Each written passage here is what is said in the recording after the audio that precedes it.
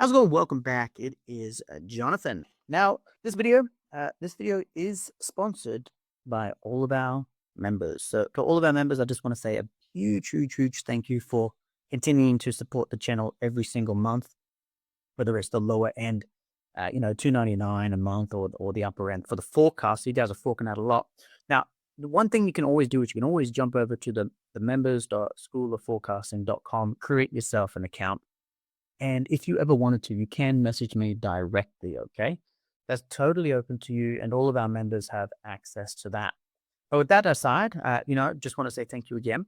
Well, I wanted to take a look at stock market predictions, the historical and future Siderograph charts. And this is by Donald Bradley. Now, a lot of people actually, we hear about the Siderograph, we hear about Donald Bradley's method, but no one, I don't, well, no one is a generalization here. No one's actually read the book. And I think that is a huge mistake because Donald actually goes over a lot of the concepts behind how we design this, how you can do it manually, and you can actually create this in a Google Sheet or an Excel. It's actually pretty spectacular on how we can actually do this ourselves. But we use software these days. We use TradingView, we use Optima, and all that sort of stuff, and all these algorithms are already, all these models are already pre-programmed in. So that's pretty cool. We're going to take a look at just, a couple of pages there. I won't bore you too much. We'll get you into the rhythm of going through this book. So consider this phase one of actually our Donald Bradley models. Now, one thing that I haven't spoken to you about or haven't actually gone into, and that is a new product or service that we have, and that is called tradersproxy.com. If you are interested in learning more about tradersproxy.com, go head over. It is produced by me, Jonathan Evans, and it is now in our new category of products and services that we offer for everyone. They start as low as $9 a month, so it's not an expensive service. But what we're doing is we're going to be routing your trading software, so whether it's MT4, MT5, TradingView Desktop, C-Trade, all that sort of stuff. Optima, if you use Optima, we're going to be routing your connection through our servers. We're very respectful of privacy, so we don't log anything. But we're going to be routing your bandwidth through our servers for trading services so that we can improve your connection speed and your latency for trading services. And this is something that I struggled with when I went overseas, when I would go around Asia, head over to Taiwan, go through Vietnam, head over to Europe even. Some of these countries that we went through didn't actually have a solid service for us to route our MT4s, MT5s through. And I would always find that, especially on my mobile, when I would load up the program, it would take, 20, 30, 40, 50, 60, 70, 80 seconds to open up. And I'll just be waiting there and just say loading, loading, loading, loading, loading. I could drop out, I could go to a speed test, and I'll be getting, 40, 50, 60 megabits per second. But when I went back to the application, I would just be waiting. And I don't know if it's hung, I don't know if it's blocked in the country. I didn't know what was happening. And I had open trades, I might be moving around on my mobile phone. Non-farm payrolls might be coming through. And, I just can't get the app open. But what I realized was that when I was going through a proxy or when I was going through a VPN service, I was able to actually open it up much faster. They were cleaning the root. Now, I developed this for that purpose, but what I was able to actually do is control the whole system. So we're able to control the encryption, we're able to control the logging, we're able to control everything. We're not handing over our data to anyone else because all of the servers are owned or managed by us. And yes, we do have KVM servers, so we don't actually own the data centers, but we own the little black boxes that we're operating on, okay? So this is just something for those of you who are interested in it. You can use it. It is now available. And basically, we are now routing all of our traffic through these servers. And as you can see, this tick data right now on the 1 minute chart.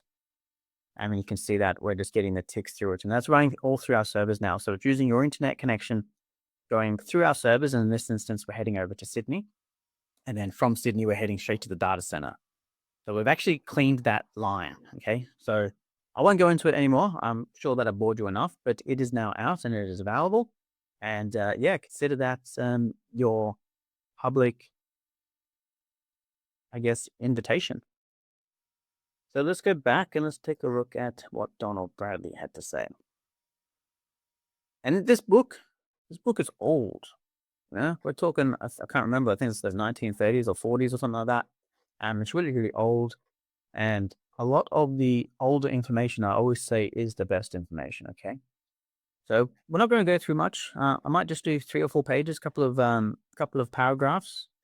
Yeah. The whole idea here is to introduce you to this and pique your interest for this kind of study. All right, so the foreword was by Lou and George.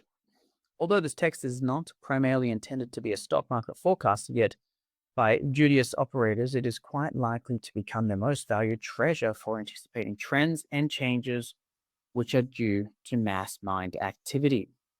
It tells you how to properly chart that psychological activity in compliance with the well-known operations of planetary forces. Those who have been unaware of the potency of major planetary aspects have an amazing revelation in store.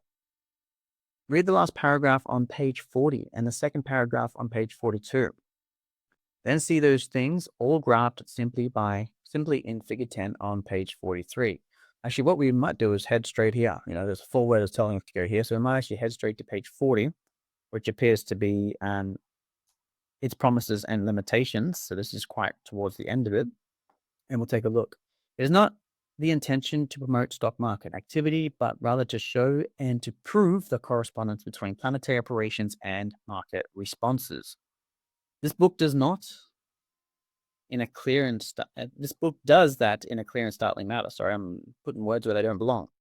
Those who are already conversant with astrological principles will find a unique method for drawing graphs and preview the dates and relative strengths of goods and adverse aspects, which may be consulted as a guide for their personal and business activities.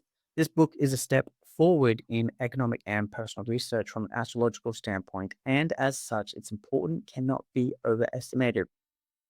It is not an evening by the fireside book of entertainment, but a book of persons studiously endeavoring to learn the why and wherefore of trends and changes affecting life using the stock market as an example.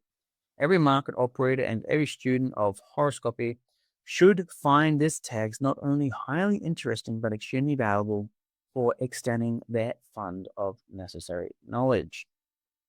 Now, we're set up here, it's not a book to be reading by the fire, okay, but a book of person for people who are endeavoring to study, okay, so endeavoring to learn the why and wherefore of trends and changes affecting life using the stock market as an example. And this is something that I always do. And this is why I believe so much in cycles. The stock market, take out the Federal Reserve, take out the money printers and things like that, where astrology, depending on how we look at it, but if we were to look at astrology from a waveform perspective, we could say that the general wave becomes null and void for this time period, and the market is reacting on another factor, which would be the money printer.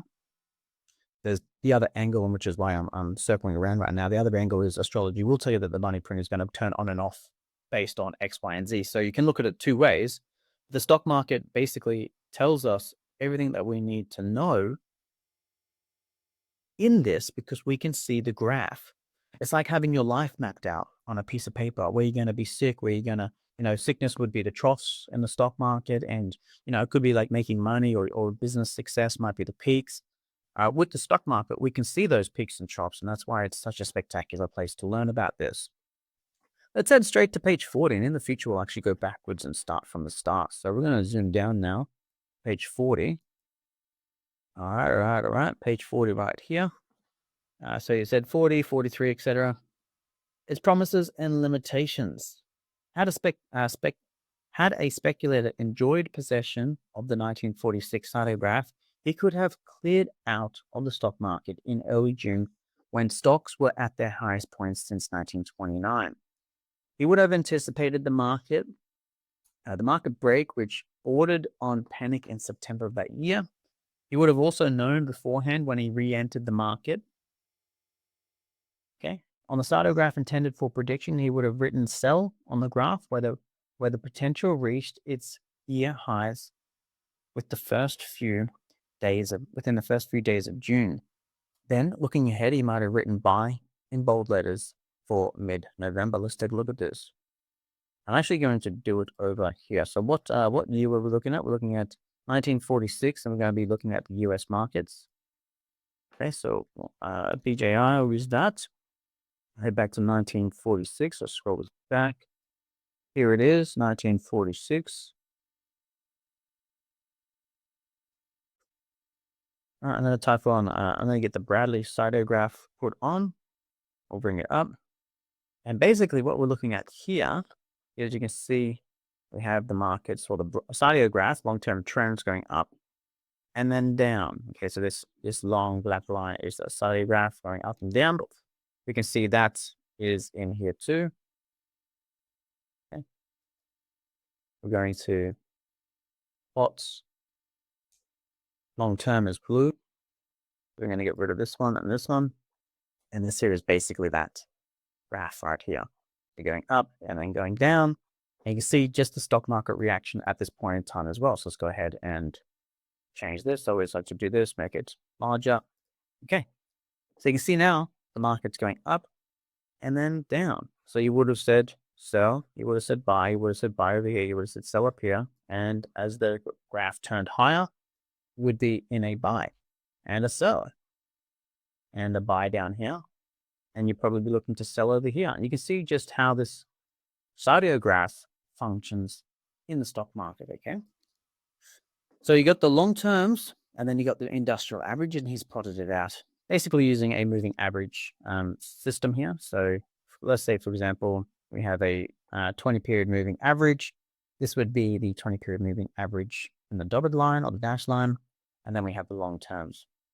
That's basically what it is. All right, American markets are most responsive to mass psychological impacts, so it is natural for their sidereal potential, a quite accurate depiction of changing collective attitudes, to reflect itself so clearly in the primary trend and leading secondary actions of stocks. Figure 8 shows the 1946 line of long terms on which the superimposed the broken line, the year's primary trend. Okay, the primary trend has shown is a 3-month moving average with a 1:20 ratio on the long term. So it's not a 20-period moving average, which I use as an example. It's a 3-month moving average. Correlation of the two trends lines is outstanding to say the least. And I think that is correct. And we are able to superimpose this on the actual market, and we can see just how this works. So we're going to 1946, and you can see down the bottom, going into 1946 now, just how this information could have been useful to the person who was studying this. Alrighty.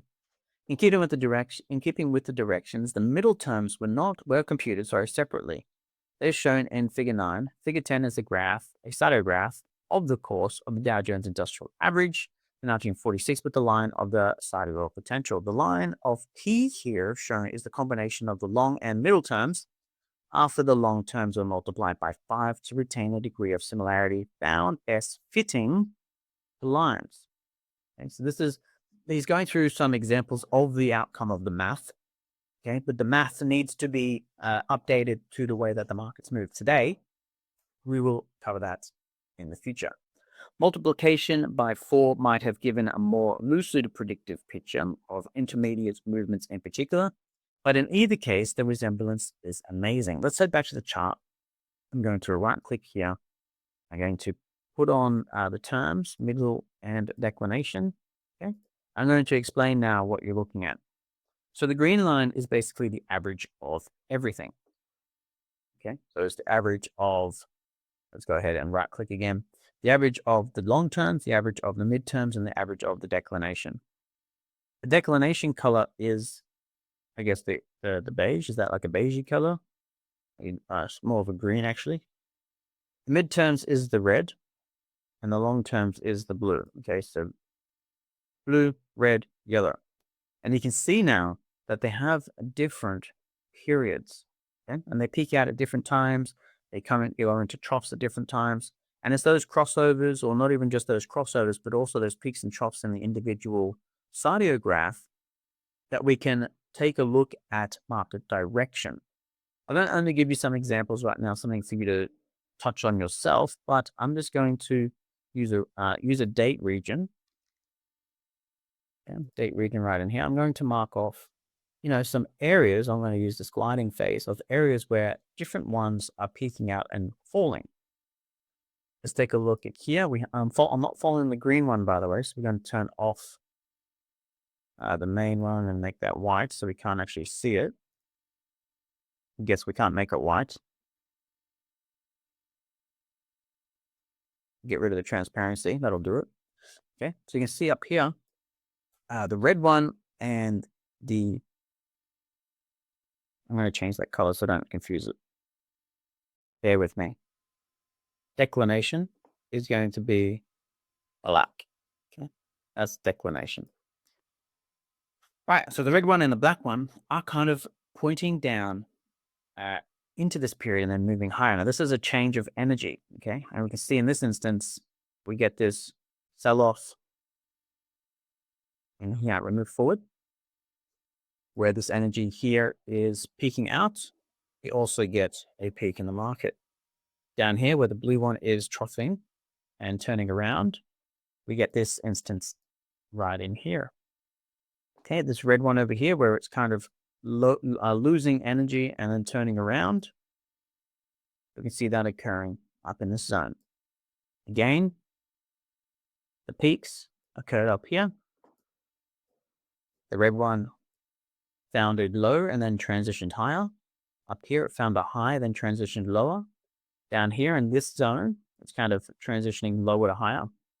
And up here, we have the transition down. That's this little movement in here. This one over here isn't really caught by any of the models. That's kind of what we're looking at. So I'm not sure if it really explains on how to use it, but you can actually, when you build the Siderograph, and we're going to go ahead now and pop on all the plots. So get this transparency back up. Okay. When we do all the plots, what you would do is you would get your date region or your date marker, and you would find the dates that all these are making their transitions on. Okay. Now, you don't need to be exact, but that's why I use the date region. Okay. But this is going to give you, and you could really mark, all of these bumps in the road. I generally focus on the major turns, but that's what I'm interested. But all these little, nooks and crannies in the curve, you could really start to map out each of these moves if you really wanted to. This is a little bit of a secret to how to use this. But if we zoom in and we take a look at each time this sort of transitions to a new phase, okay, we can see that the market is reacting around these zones as well. Interesting, right? And this is 1946. Does that work today? Well, generally, I would say yes, it does work today. We can take a look at this. This is in 2025. Okay, so we'll try to get right in here. I'm giving you the example of this right now. Okay, we're going to look at the study of it in the future. But I'm just giving you the example of it. I'll just knock some of these turns on. Just with the dates. All right, I clicked wrong on that one. And we don't actually have anything down here. So the turn date was transitioned for the 14th. Next turn date, there's one roughly in here, but we don't actually get the market movements in this way. So it's actually just pointing higher in trend. And let's keep going. So we've got a transition in here. We've got transition in here. Transition in here. You can see at the moment, the market isn't really respecting it. We actually get a lot of turns. So a lot of this is just being absorbed into the market.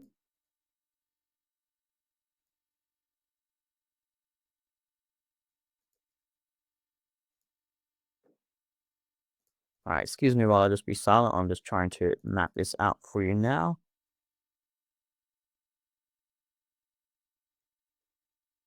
Oh, that was the wrong tool. But anyway, that is basically what you do. And I'm only using the long-term amalgamation of them. I haven't considered any of the short-term biases here. But that's basically what you would do. And that's basically what he's writing about here, okay? So let's move on before we close out just on what we're talking about today. So its promises and limitations.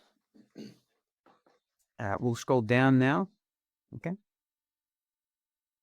There are times when the potential or psychodynamic principle, which constantly disrupts the equilibrium of men's minds in the aggregate, the markets do not apparently synchronize. From experiment and diligence, we have learned to disregard this temporary disheveling, of the expected pattern, or the rhythm of the pendulum invariably restores itself. And what he's saying is basically what I was saying at the start, is there are going to be times when it just doesn't work, and then it'll start working again. So you don't discount the period in time where the market is going above and beyond or below, and major stock market crashes. There might, between the start and end of that crash, I don't have the ability to draw, but I'll draw on here. Let's open up a new one and get a pencil. Let's say, for example, we're up at this point here, and the curve is starting to point down. Well, there are going to be times where the market just keeps going up and up and up into its eventual peak.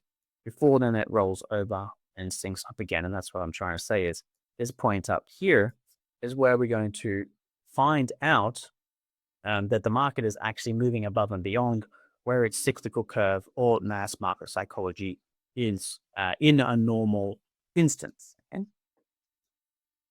All right, let's move on. A speculator using astrology as his gauge will seldom go wrong if he adheres closely to that gauge, buying on lows and selling on highs faithfully through the years. Now, generally speaking, in this instance, there are going to be times when the market is actually going to go in an inversion. And what I mean by that is it could do something like this. Okay. Yeah, I hope that was a good drawing. But you see right here, we're getting that trend move higher and it looks great. Okay, everything is matching up. And then we have this trend moving lower, and that is perfect as well. But this inversion occurs right in here where the market actually moves higher and not lower. And then it continues to move lower into this period before the trend resumes again. So there are going to be these periods here where the market goes out or sinks and or inverts. And that's what he's talking about here. Generally, it's wise to be buying on the lows and selling on the highs, but there are going to be times when the opposite is going to happen. The wise speculator would have got back into the running in November 1946, and with the sidereal potential projected ahead another year, would have clung to its securities until mid-July of 1947, when the next maximum in the potential was reached. He would have deliberately ignored the loud voices of apprehension heard on every hand when the rally in early February gave way to the decline, on which was not checked until mid-May. He knew that mass psychology was gradually accelerating from autumn 1946 low to a maximum in July 47. Such is the great utility of the psychological gauge. At no time must the reader gain the impression that the siderograph, reading that completely wrong, as such, is a prediction of what the stock market will actually do. Nevertheless, observation proves that basic reversals in collected attitudes clearly predicted by the line are inevitably mirrored in stock averages. A limitation of the siderograph is that it cannot be construed as a forecast of secular trend. In statistical terminology, lines of regression fitted to the market course and to the potential should not be expected to completely agree for reasons obvious to everybody with the keen business sense or commercial training. Siderograph may be depended upon, though, to reward its analysts with the foreknowledge of coming conditions in general, so that the non-psychological factors may be evaluated accordingly. By this, we mean that the potential will afford on one with clues as to how the mass mind will take the other mechanical or governmental vicissitudes, I don't know that word, affecting high finance.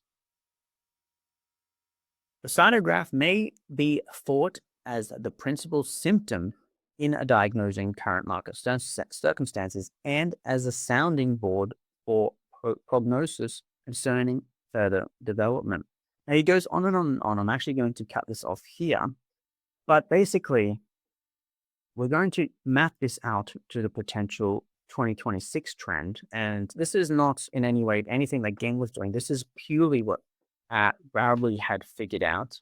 But I think that it is a spectacular model. Okay, so I'm going to actually change this to a weekly chart. I'm going to do my little nifty gifty changing of this so that the charts actually look nice. I'm going to put on now the Bradley Siderograph, and I'm going to turn off. I'm actually going to turn off, if I can, the midterms and the declination. And I'm going to focus solely on this one right here, the green one. Okay, so I've got the green one on right now. And the green one is the long-term events. Okay, so that is currently in here. It's currently got the main plot tagged as well. That's why it's green right here. Okay, so this is the market pattern that we've just moved through. Okay, so we're going to go back a bit. You can see the swings up, down. This is what I was talking about, where sometimes we're not going to be in sync. Okay, but the wise trader might have bought down here. We know that the market did bottom in April. The wise trader would have waited for this market to turn it in June. He would have gone long, and then he would have gone long until December. And then in December, he would have gone out. And you can just see how this has occurred in the market. So what does that mean for the future? Well, a wise trader using this method might decide to get out anytime between May to say August. But that's when a lot of this starts to turn down. Now we know that the market can turn down months before, but I should say the market can actually last or move higher months before the actual turn is evident. Okay, so in this case, it was December and the market actually peaked out in February. So would a trader want to decrease risk in the portfolio, say from May to June, or a potential downward swing in the curve? Well, that's on the trader itself and using technical analysis. You might be waiting for a break up here or a double top or something, and you really need to go for your own understanding. I'm only looking at the astrological perspective of market psychology. But this is really spectacular information that we can use to our advantage, and that's really what I'm trying to get at here. So I'm going to leave this out for you now to do some study until our next video, and we'll continue to follow up on this, and we'll go down the whole breakthrough of how this actually works, and we'll formalize this idea. I just wanted to get a video out for this for you today so you can see where we are using the Siderograph, because it is something that I share a lot on in our back end. But yeah, now you have a little bit of an idea, and this might be the first introduction to it. I want you to continue following it from here on out, okay? Because it is a really important tool, and it really goes into the psychology of the market. So if you did find this video a little bit interesting on how to use this, or you picked up some tips on how to actually use these in the market, leave a like or a comment below. You're always welcome to communicate with me directly in the student portal, which is schoolofforecasting.com. And yeah, I guess I'll try to reach out to you again next week, where we'll go back to page 1. And we'll start to look at it from a top-down perspective. And we might tackle, 5 or 10 pages each time and try to work out the models and really formulate this into something that's workable for you today. I'll talk to you then.